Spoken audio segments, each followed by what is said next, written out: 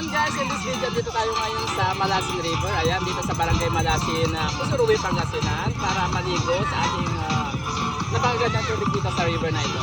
So ayan guys, let's go kasi extension ng ating birthday. At ayan with the team, kasama ko ngayon sa ship na yan. And then, ayan, after namin mag-shoot dyan, so maliligo na tayo guys. Pag may time kayo, visit kayo dito sa Malasin River, Pusuruwi, Pangasinan. Let's go.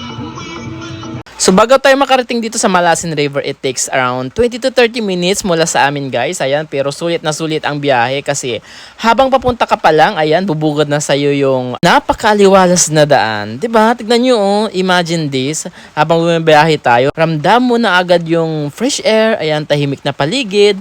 At makikita mo talaga yung mga puno na nagbibigay ng preskong hangin.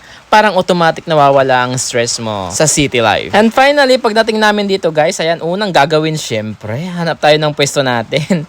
Dito may mga shed na pwede nyong rentahan. At nasa around 200 pesos lang naman. Ayan, kaya sobrang budget friendly. Kaya kung naghahanap ka ng murang pasyalan, gusto mo lang mag-relax, magtampisaw, at tumabol sa init ng summer nang hindi gumagastos ng malaki, ayan, this is definitely the place to be. Diba? Perfect for family bonding, barkada, outing, o kahit simpleng quick escape lang naman para makapag-unwind. At syempre, mas masarap ang outing kapag may baon, diba? Ayan, ito yung dala namin today. Simpleng pagkain pero solid.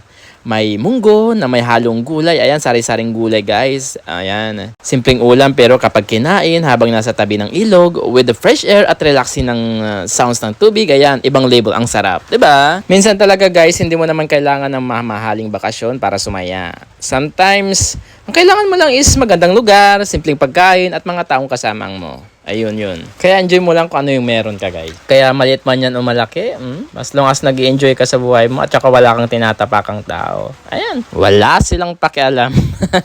Oo. Habang nagtatapisaw tayo dito guys, ayan talagang mararamdaman mo yung lamig ng tubig at peace na bihira mong mararanasan araw-araw. So ayan guys, kung hindi mo pa napuntahan ang Malasin River, isama mo na rin ito sa next destination mo. Ayan, sulit, presko, relaxing, at swak na swak sa budget mo. Tapos ganito pa yung nasa paligid mo guys, oh. Ayan, oh. Bundok pa. Ayan, tapos sa ibaba niya na, river na.